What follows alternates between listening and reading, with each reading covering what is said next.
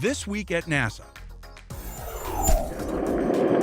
And liftoff of the Soyuz 29 spacecraft. Cosmonaut Oleg Kononenko, NASA flight engineer Don Pettit, and European Space Agency flight engineer Andrei Kuipers began 5 months in space with the successful launch of their Soyuz spacecraft from the Baikonur Cosmodrome to the International Space Station. The three are joining Expedition 30 Station Commander Dan Burbank of NASA and Russian flight engineers Anton Shkaplerov and Anatoly Ivanishin, who've been on the outpost for just over a month. Release.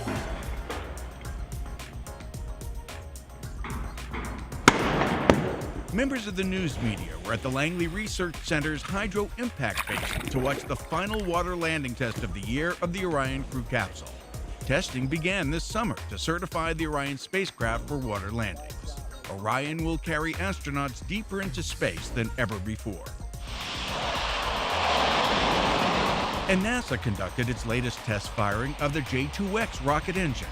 The next generation engine will help propel Orion beyond low Earth orbit. This test is to give engineers a better understanding of start and shutdown procedures and the engine's performance after modifications were made since previous test firings. NASA's Dawn spacecraft has embarked on a new phase of science observations of Vesta by successfully maneuvering into its closest orbit of the giant asteroid. For this phase of Dawn's mission, known as the Low Altitude Mapping Orbit, the spacecraft will circle Vesta at an average altitude of about 130 miles for at least 10 weeks. Launched in 2007, Dawn has been in orbit around Vesta, the second most massive object in the asteroid belt between Mars and Jupiter. Welcome to Third Rock Radio, powered with NASA. NASA has joined forces with Houston-based RFC Media to establish a new internet music channel, Third Rock. The space station. Third Rock. The alternative indie rock music. Cool stuff in the sky alert. And information about NASA plays to tech-savvy young adults open to learning about the agency's mission of exploration and discovery. We focus on STEM, and we've all learned that STEM is the science and technology and engineering and math to remind young adults that a career in that direction is a great way to have a wonderful life, possibly end up with a career at NASA. Third Rock can be reached from NASA's homepage at www.nasa.gov and will soon be available through NASA iPhone and Droid mobile apps. Developed at no cost to taxpayers, Third Rock could pay off as the soundtrack for America's next generation of scientists, technologists, engineers, and mathematicians. 4 teams of experts have been formed by the National Institute for Rocket Propulsion Systems to address challenges to the nation's leadership in rocket and missile propulsion. The announcement was made at the joint Army, Navy, NASA, Air Force conference in Huntsville. The teams, which include officials from government, industry, and academia, will spend several months developing solution strategies.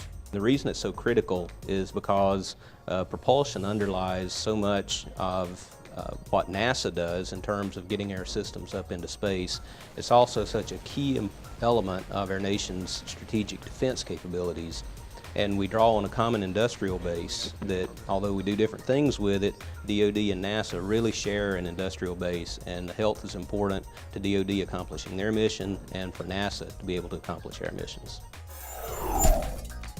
The Glenn Research Center recently held a day-long technology showcase at Cleveland's Airport Marriott Hotel. More than 200 representatives of firms throughout Ohio learned how 35 select technologies at Glenn can improve their business and create jobs. This showcase is part of a journey we are on at Glenn, led by our Center Director, Mr. Lugo, to become a better partner, both locally, regionally, statewide, as well as nationally, so that, again, we can leverage the $700 million investment in NASA Glenn to have a bigger economic impact on our state and on our country. Among the highlighted technologies and products were solar energy, aerogels for insulation, and materials for windmills.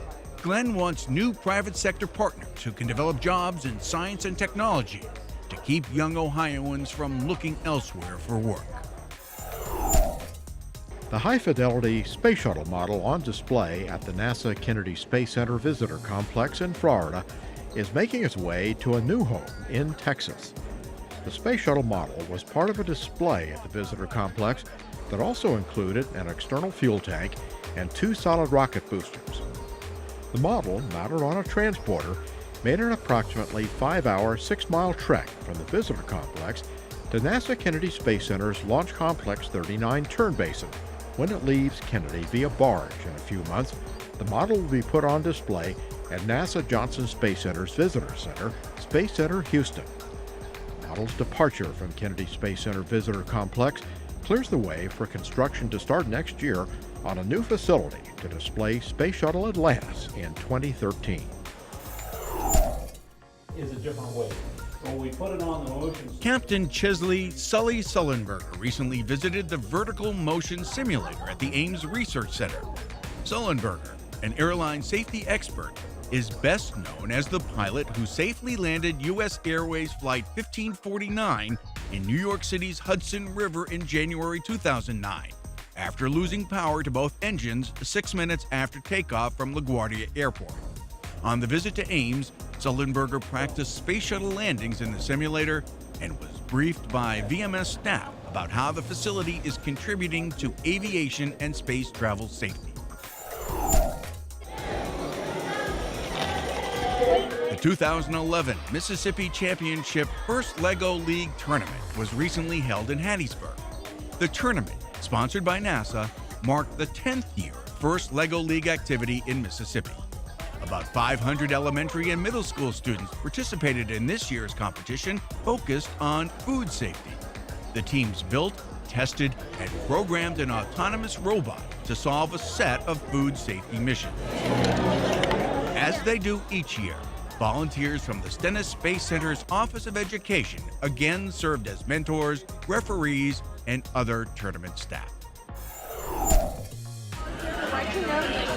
And the Office of Education is one of several headquarters organizations spreading holiday cheer to U.S. servicemen and women in Southwest Asia. Operation Cookie's Send-Off supports our soldiers, airmen, Marines, sailors, and naval aviators stationed at Al Udeid Air Base in Qatar. Each box has enough cookies for 120 service personnel, and we have been having baking marathons all weekend leading up to this moment. And we plan now to send these off in the next day or two, so they'll arrive, if not on Christmas Day, the day after Christmas. The airmen at Al Udeid are volunteering in a science and technology program at the American School in Doha, Qatar. NASA Education provided support for the initiative this past summer. And that's This Week at NASA. For more on these and other stories, log on to www.nasa.gov.